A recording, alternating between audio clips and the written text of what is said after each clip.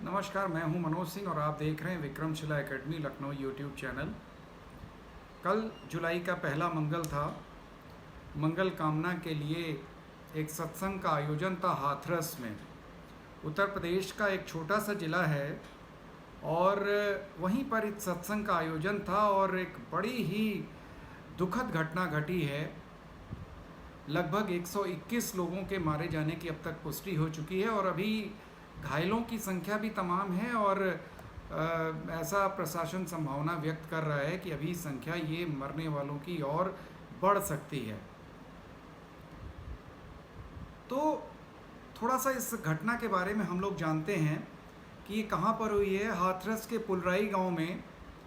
और जो सत्संग कर रहे थे जो बाबा जी, उनका नाम नारायण साकार हरि उर्फ भोले बाबा, और उनका जो असली नाम था वो सूरजपाल जाटव। तो ये जो भोले बाबा या सूरजपाल जाटव या नारायण साकार हरि अपने जो अनुयायी थे उनमें काफ़ी प्रसिद्ध थे। हालांकि इससे पहले आम लोगों को इन बाबा के बारे में, भोले बाबा के बारे में बहुत जानकारी नहीं थी, क्योंकि सोशल मीडिया में या फेसबुक पर या फेसबुक पेज पर या इस तरह से ये बहुत चर्चित नहीं थे, बहुत पॉपुलर नहीं थे। लेकिन इनके अनुयायियों की संख्या उधर पश्चिमी उत्तर प्रदेश में काफ़ी थी, विशेषकर निम्न वर्ग में ये काफ़ी लोकप्रिय थे। और ये जो सत्संग था, इसका जो आयोजन था या जो आयोजन करता थे मानव मंगल मिलन सद्भावना समिति। 6 आयोजक थे इसके मुख्य, जिनके नाम जो पैम्पलेट्स हैं या जो होर्डिंग्स लगे हुए हैं उसमें दिया गया है। और पुलिस ने भी इन्हीं आयोजकों के खिलाफ एफआईआर दर्ज की है। हालांकि सभी के मोबाइल ऑफ हैं और अभी तक किसी की गिरफ्तारी नहीं हो पाई है। इतनी बड़ी दुखद घटना, प्रशासन का फेल्योर, सत्संग आयोजन समिति का फेल्योर, और कहा यह जा रहा है कि मात्र 80,000 लोगों के लिए अनुमति ली गई थी और 2.5 लाख लोग वहां पर इकट्ठा हो गए थे। अब उसमें सच्चाई क्या है ये तो जांच समिति की रिपोर्ट आने के बाद ही पता चलेगा। लेकिन जिस तरीके से इस तरह के बड़े आयोजनों में लापरवाही होती है आयोजकों के द्वारा या जिला प्रशासन और पुलिस प्रशासन के द्वारा, इस तरह की घटनाएं लगातार होती रहती हैं और भविष्य में उत्तर प्रदेश सरकार को इस पर ध्यान देने की आवश्यकता है कि इस तरह के घटनाओं की पुनरावृत्ति न होने पाए। तो ये जो भोले बाबा हैं, चर्चित हो गए हाथरस कांड की वजह से। अब लगभग पूरा देश इनको जान गया, विदेशों से भी संवेदना संदेश आ रहे हैं प्रधानमंत्री नरेंद्र मोदी के पास। और कल अभिभाषण के दौरान भी प्रधानमंत्री मोदी ने इस दुखद घटना की जानकारी सभी सांसदों को दी। तो अभी तक तो भोले बाबा सोशल मीडिया पे बहुत चर्चित नहीं थे, लेकिन 121 मौतों के कारण चर्चित हो गए। और इस भोले बाबा का असली नाम सूरजपाल जाटव है और ये पैदा हुआ था कासगंज जिले के बहादुरपुर गांव में, वहाँ का निवासी है। हालांकि अब बहुत ज़्यादा वहाँ से मतलब नहीं रखता है, लेकिन वहाँ पर इसकी चैरिटेबल ट्रस्ट चलती है। पुलिस सेवा में था उत्तर प्रदेश पुलिस में, और विशेषकर एलआईयू में था ये भोले बाबा। लोकल इंटेलिजेंस यूनिट कई ज़िलों में इसने काम किया। 28 साल पहले छेड़खानी के एक मामले में ये सस्पेंड हुआ, बाद में जेल चला गया, जेल भेज दिया गया, और जेल से बाहर आने के बाद न्यायालय से फिर बहाली का आदेश हुआ। लेकिन 2002 में वीआरएस ले लिया और एक परिवर्तित रूप भोले बाबा या सूरजपाल जाटव ने ले लिया और धीरे धीरे सत्संग या इस तरीके के अपना ऐसा रूप बदला कि ये प्रसिद्ध हो गया नारायण साकार हरि उर्फ भोले बाबा के रूप में। अपने भोले भाले जो ग्रामीण थे पश्चिमी उत्तर प्रदेश के, काफ़ी लोकप्रिय है अपने समर्थकों में, अपने अनुयायियों में। जो आज भी इसको गलत नहीं ठहरा रहे हैं, उनका मानना है कि इसमें भोले बाबा की कोई गलती नहीं है। लोग भोले बाबा, जब सत्संग समाप्त हुआ तो लोग भोले बाबा की चरण रज लेने के लिए भागे, और फिसलन भरा रास्ता था, पतला रास्ता था, और नीचे गिर करके इन लोगों की मौत हो गई। एक के ऊपर एक लोग गिरते गए, और इसमें 121 में अधिकतर 7-8 पुरुषों को छोड़कर अधिकतर महिलाएं और बच्चे मौत का शिकार हुए हैं। एक दुखद घटना ये भी थी कि जब हॉस्पिटल में इन डेड बॉडीज को ले जाया जा रहा था, तो लॉ एंड ऑर्डर के लिए वहाँ पर जब पुलिसकर्मियों को भेजा गया, तो एक पुलिसकर्मी की भी हार्ट अटैक से मौत हो गई। इतना विभत्स, इतना दुखद, या इतनी बड़ी संख्याओं में मौतों को देखते हुए।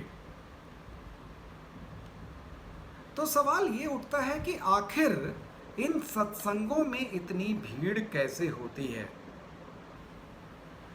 या इन सत्संगों में ऐसी क्या बात कही जाती है जो लोगों को पहले से पता नहीं होती है, या इन सत्संगों को करने वाले ये बाबा जी लोग इतना अमीर कैसे हो जाते हैं।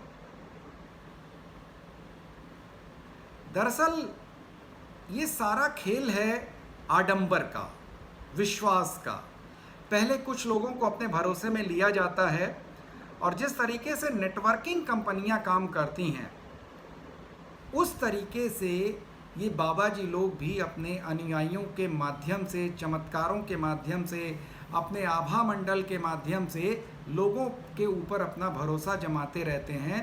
और 1 से 2, 2 से 4, 4 से 8, 8 से 16, इस तरीके से इनके अनुयायियों की संख्या बढ़ती जाती है, और इनके अनुयायी ही अपने अड़ोसी पड़ोसी, रिश्तेदार, नातेदार, घर परिवार के लोगों को ही बुला करके ले करके जाते हैं।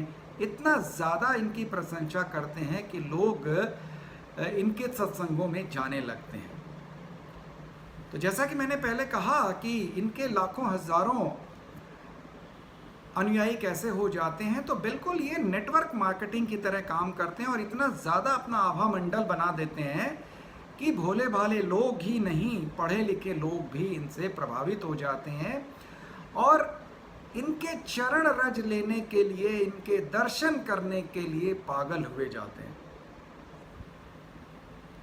एक जो दूसरा और कारण है इन सत्संगों में भारी भीड़ होने का, दरअसल छोटे जिलों में मनोरंजन के साधन नहीं है। लोगों को लगता है कि चलो सत्संग हो रहा है, सब लोग मिलजुल करके चलेंगे और अच्छा लगेगा, वहाँ पर बाबा जी का सत्संग भी हम सुनेंगे, और फिर घूम टहल करके वहाँ जैसे मेले ठेले का माहौल होता है, वैसे इन सत्संगों के बाहर भी तमाम दुकानें लग जाती हैं, चाय पकौड़ी ये वो। तो एक तरह से रिलीजियस, धार्मिक मेले सा आयोजन हो जाता है, और भोली भाली जनता जो है इसमें इन्वॉल्व होती है। हालांकि तमाम उपदेश ये लोग देते हैं, जनता उनसे प्रभावित होती है, लेकिन ऐसा कोई भी उपदेश ये नहीं देते हैं जो जनता पहले से जानती नहीं है। जनता को तो ये उपदेश देते हैं सीधा सरल रहने के लिए, या तमाम आदर्शवादिता के उपदेश देते हैं, लेकिन खुद इस तरीके के बाबा लोग अपने जीवन में उसको कितना उतार पाते हैं, ये कहना मुश्किल है। खैर, ये तो रही अनुयायियों की बात। आगे भी ऐसा होता रहेगा, ऐसे बाबा लोग आते रहेंगे, अनुयायी उनके चक्कर में पड़ते रहेंगे, बाबाओं का साम्राज्य बढ़ता रहेगा। लेकिन आवश्यकता है लोगों को जागरूक करने की कि इस तरह के बाबाओं के चक्कर में न पड़ें। प्रशासन को भी जागरूक होना पड़ेगा कि इस तरीके के आयोजनों में वे विशेष सतर्कता बरतें, और पूरी तरीके से आयोजकों के ऊपर ही इनके प्रबंधन की जिम्मेदारी न सौंपें, क्योंकि उनको कोई प्रशासनिक अनुभव नहीं होता है। रही बात हाथरस कांड के मृतकों की, तो सरकार ने उनके लिए सहायता की घोषणा करी है, कुछ धनराशि की घोषणा करी है, लेकिन उससे वे जाने तो मासूम लोगों की वापस नहीं आ सकती हैं। हार्दिक संवेदना उन मृतकों के लिए, उनके परिवारों के लिए। तो आज इस वीडियो में बस इतना ही। अगले वीडियो में हम लोग फिर से किसी नए मुद्दे पर चर्चा करेंगे, आपको जानकारी देंगे। आपसे अनुरोध है कि Vikramshila academy Lucknow YouTube channel को अधिक से अधिक सब्सक्राइब करें, लाइक करें, शेयर करें। नमस्कार, जय हिंद, जय भारत।